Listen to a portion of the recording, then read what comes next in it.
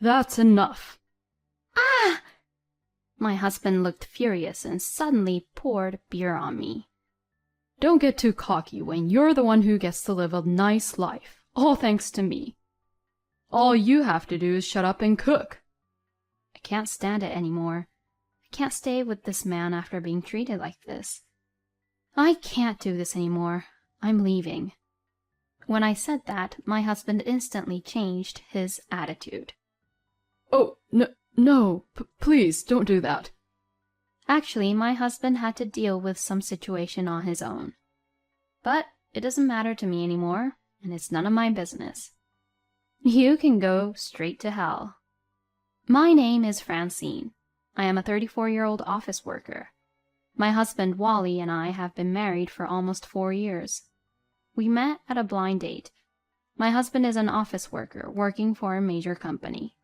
He was 1 year younger than me, so we were almost of the same age, and the conditions he had were perfect. And when we sat next to each other and talked, we had a lot of fun, and I was instantly attracted to him. We then exchanged contact information and started meeting just with the two of us. We went out for drinks after work, went on dates on our days off, and grew closer. Soon we started to officially go out, and were a happy couple. It was about a year into our relationship when we got married. Just as I was about to celebrate my 30th birthday, Wally proposed to me. I want your last memory of your 20s to be a proposal from me. Francine, please marry me. Yes, I can't wait to get married to you, Wally. I was beyond happy. And so, like this, that was how we got married. Married life with Wally was very enjoyable, and I was happy. However, there was one thing that surprised me a little. My husband was extremely a frugal person. We will live with less than $2,000 a month, which includes the rent as a married couple. My husband said something like that the moment we got married. And then he proceeded to live a frugal life more and more. For the time being, we'll live in this apartment's room. He showed me a page of an apartment room from the real estates he found on the internet. It was a one-room with dining room and kitchen for $750 per month for rent.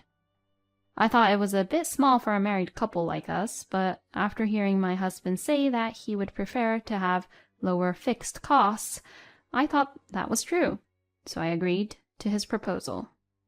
When I went to go look at the rooms, it looked surprisingly easy to live in, so I had no issues with it. Then my husband said that we both should contribute $500 for living expenses. The rent was also split 50-50, so we were paying about $900 per person. The rest of the money we both save and spend on hobbies and things we each want. My husband works for a major company, and his income is much better than mine. And yet, I thought it was great that he was trying to save money that way. I am also thankful that if the amount I pay is about $900, I have a good amount of money for my savings or for my hobbies. I'm not the type of person who is that greedy to begin with, and I was saving for our future life as a couple. My husband saves a lot more than I do, since he hardly buys anything new, and he seems to be working hard to save money. He works for a major company, is kind, good-looking, and frugal, which is impeccable. I thought I got married to a very nice, kind man.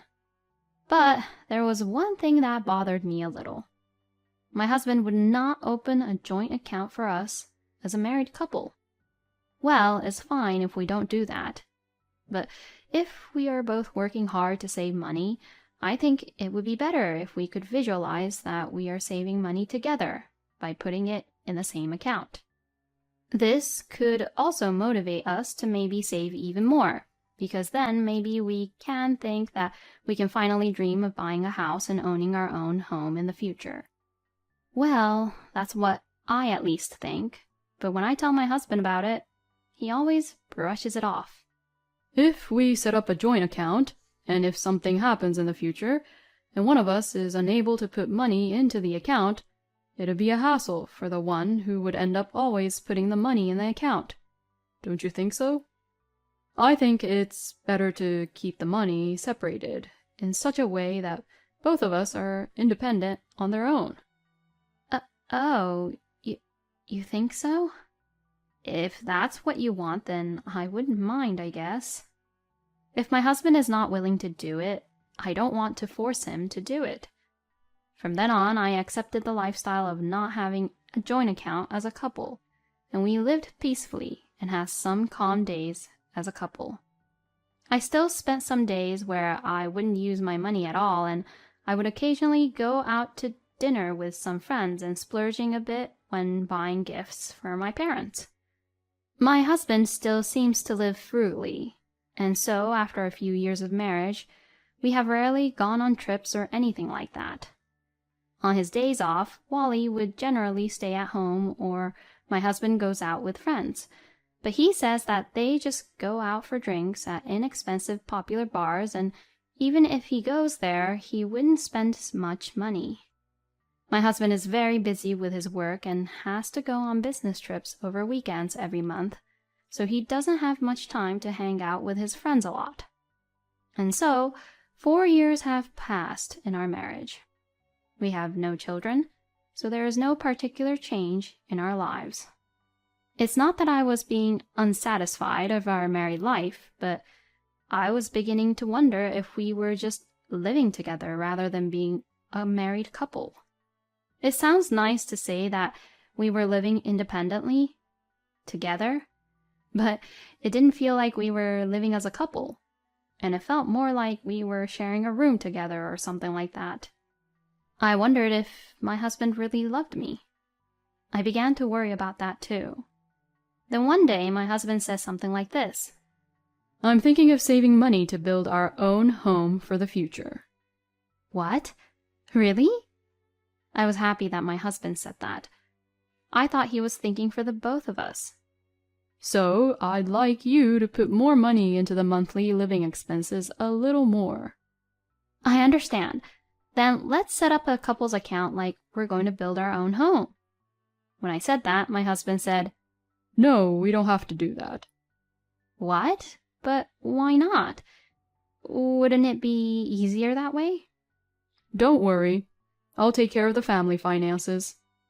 Then I can save more money if I get the money from you, Francine, in cash, and I'll take care of everything. Really? My husband is certainly a frugal man. But why is he so stubbornly unwilling to set up a joint account with me? I'll help you with the family finances as much as I can too, but... No, it gets messy and confusing when two people try to do it together. I'll get the money from you, Francine, and I'll give you the money for food and stuff from here. Okay, if you say so. I felt a little uncomfortable about Wally's proposal, but I decided to follow his idea. And I started to give him about $500 more every month than I did before.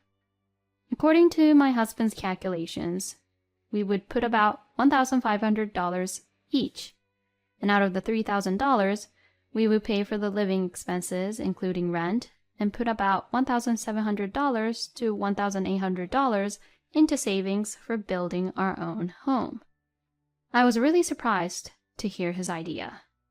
If we take out the rent, we'll have about $400 to $500 to put into living expenses. We will have to pay for food, utilities, and daily necessities from there, which means we will have to save a lot of money. In fact, my husband only gave me $250 for food for the whole month. With such a small amount of money, it is quite difficult to make a full daily meal for two people. But my husband is working hard to save money so that we can build our own home, so I must work hard too. With this in mind, I desperately tried to plan out new ways to cook. I used bean sprouts and tofu to add to meat dishes and bought discounted foods and froze them immediately and tried to save money on food costs. I thought to myself that I was making a lot of effort, but my husband gradually began to complain about the meals I have been cooking recently. Hey, lately, the meals you make always seems to be really bland. When he complained about this, I was a little offended. Well, that's because the amount of money you give me for our meals is quite small, so I can't help it. I'm trying my best, you know.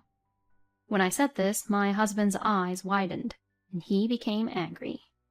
Why are you being so cross with me? I'm saving money for our own home, you know. Even if that's the case, we're going to have to spend a little more on food, or else we'll end up eating meals like this all the time. Oh, don't be such a crybaby. I've given you enough money, haven't I? You just have to work it out. I won't increase the food budget from $250. End of discussion.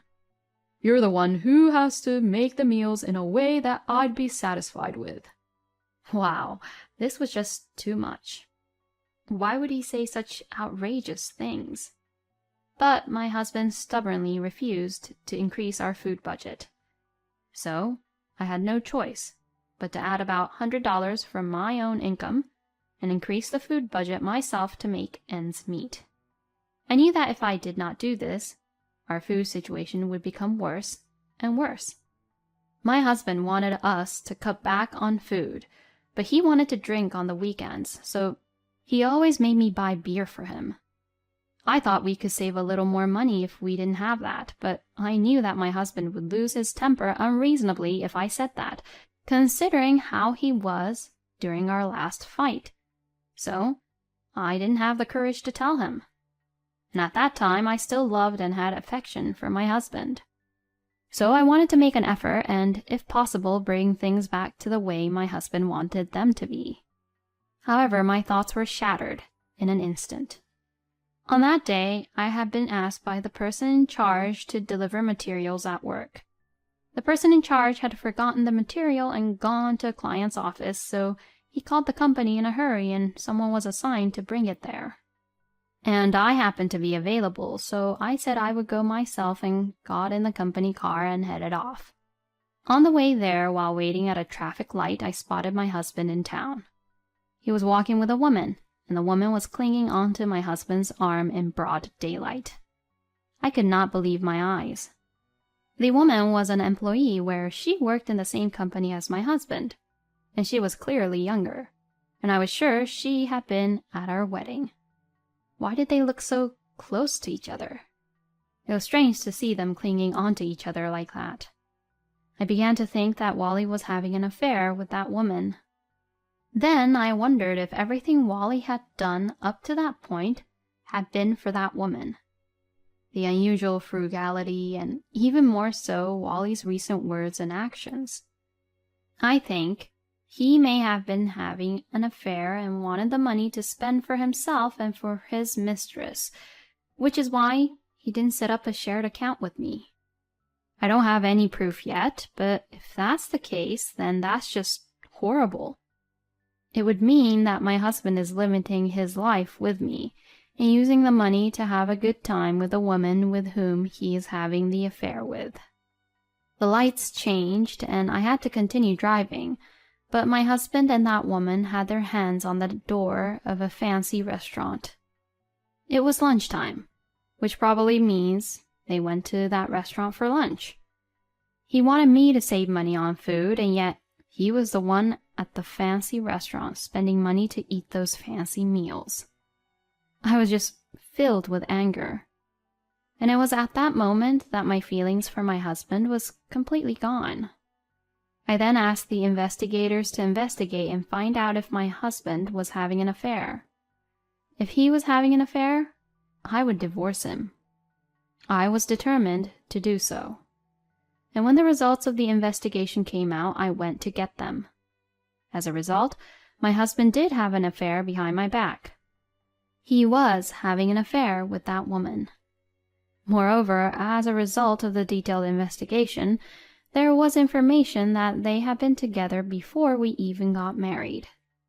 In other words, they had been having an affair for more than 4 years. And now, knowing that fact, I could not forgive my husband. I wanted to beat him up right now, but that would put me at a disadvantage. I decided to calmly make various preparations. First, I consulted a lawyer, prepared to get alimony, and then went to a real estate agency to look for a room to live on my own. But when I was somewhat ready, I had an argument with my husband. This was all triggered by none other than my husband. Don't you think your cooking is getting bland again? Come on, don't serve the same side dishes as yesterday.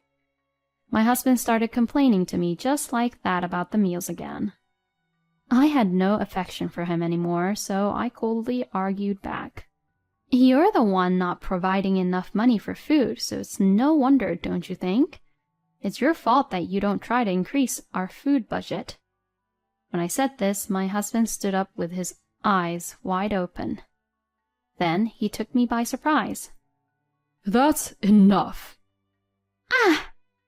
My husband looked furious and suddenly poured beer all over me. Don't get too cocky when you're the one who gets to live a nice life, all thanks to me. All you have to do is shut up and cook. I can't stand it anymore. I can't stay with this man after being treated like this. I can't do this anymore. I'm leaving. What? You're leaving? Yeah, I can't live with a lousy scumbag man like you. I said that to Wally while getting a towel and wiping my face with the beer. My husband was clearly upset, as if he didn't think I was actually going to leave. Don't be so stupid. You are my wife. You're supposed to stay at home, do your chores, and contribute financially to the family. My husband is pushing his own selfish logic onto me. What the hell are you talking about? That's your selfish point of view, isn't it? I mean, I'm planning to divorce you anyways. Divorce me? Now wait a minute. Why are you saying something so outrageous and completely unrelated to what we were discussing here? Well, that's because you're having an affair. What? No, I'm not. I even have proof, you know. I showed my husband the photo evidence I had obtained from the investigation. See, this is the proof that you are having an affair. I will divorce you and have you and your mistress pay alimony to me. When I said this, my husband immediately changed his attitude. What? No, please don't. My husband was extremely upset. Actually, my husband had to deal with some situation on his own. Wally's mistress was, in fact, pregnant. As a result of the investigation, I found out that my husband had gotten that woman pregnant. I guess that's why he needed the money, and that's why he was being extra frugal lately. But it doesn't matter to me anymore. I don't care if you need money or not. After all, your life with me was for stability, free money, and to make a good public impression, wasn't it? I got a hold of your colleague and asked him about you, actually. Excuse me? And I found out that actually you've been romantically involved with your colleague who's younger than you for a long time. But it seems like you were talking about marrying a woman who would obediently abide by your rules because you had to get married in order to get ahead in life with promotions and whatnot. And I was the one who fell on your trap, right? I really do feel like a complete idiot. So now that I know the truth, I'll take what I can get from you. And you can go straight to hell. No way. My husband was frozen, looking completely pale. While I saw my husband being like that, I packed up my belongings and went back to my parents' house for the time being. After that, I demanded alimony from my husband and the woman with whom he was having an affair with. I had sent content certificates to their workplaces and my husband's parents' home so that people around them knew about the affair. During the 4-year period of the affair, Wally's behavior was judged to be malicious, and the alimony was much higher than the normal rate because the marriage had been entered into on the assumption that the affair would continue from the beginning. As a result, I was able to claim $100,000 in alimony from my husband and $50,000 from his mistress. And because my lawyer was excellent, I got no division of property, so the money I had saved on my own did not go to my husband at all. After the divorce, my ex-husband and his mistress were saddled with a large amount of debt. My ex-husband was not frugal, but he had saved money from his marriage to me, and the rest of the money he had saved had been spent lavishly with his mistress, and he had no savings at all. And because of this incident, my ex-husband was demoted and he had to leave for a rural department in a local area. Wally's mistress decided that it was impossible for her to have a child on her own with the distance between them, so she had no choice but to quit her job and follow Wally. Later, I heard from one of my ex-husband's co-workers that the ex-husband's mistress was having a very difficult time making ends meet while paying alimony, living expenses, and childcare costs. Now they both work double shifts, and they are both a wreck, both physically and mentally. But it's all their own fault, and they deserve what they got. I am working through my lawyer to have their wages garnished mercilessly if they fail to pay their alimony on time. So they will have to spend the rest of their lives paying me alimony. Meanwhile, I have been investing my savings into investments and increasing my assets. Perhaps because of my husband, I have developed the habit of saving money, even if unintentionally, and I have saved up a lot, which is making my life a whole lot easier. I have been thinking recently that I would like to continue to increase my savings without changing my standard of living, and eventually retire a little earlier than usual. It's just terrible that Wally continued a relationship after marriage with someone he had been in a relationship with for quite some time. This is something like a marriage fraud. I hope guys like him would go to hell. I am glad that Francine was able to claim a large amount of alimony without having any loss. I hope Francine will find a wonderful man this time and find happiness. Thank you for watching to the end. Please subscribe to our channel if you like. See you in the next video.